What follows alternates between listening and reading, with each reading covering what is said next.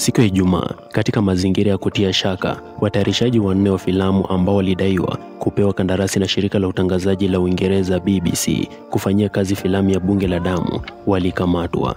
Wanne hao, Nicholas Gishuki, Bran Adagala, Mark Denver Karubio na Chris Wamai walikamatwa kutoka kwa studio zao huko Karen na polisi kabla ya kulala katika vituo vya polisi vya Pangani na Muthaiga.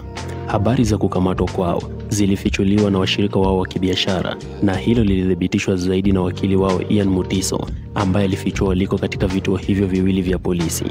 Wakati wa kukamatwa kwao, polisi waliwanyang'anya vifaa vyao na hard drive.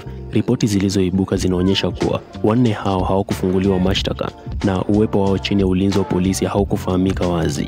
Baada ya kukamatwa kwao, umati wa wanamtandao wakiwemo wanasiasa walionyesha kukerwa kwao na udukuzi huo, huku wengi wakiamini kuhusika kwao katika kufichua laana hiyo ndio sababu pekee ya kuzuiliwa kwao.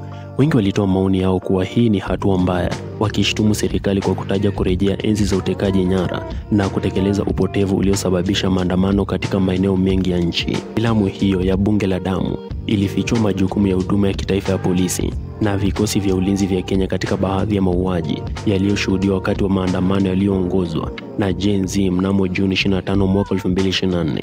Katika baadhi ya clips zilizoonyeshwa, wanachama wawili wa NPS na KDF wanaonekana kuwafiatulia risasi waandamanaji hao na kusababisha vifo vyao.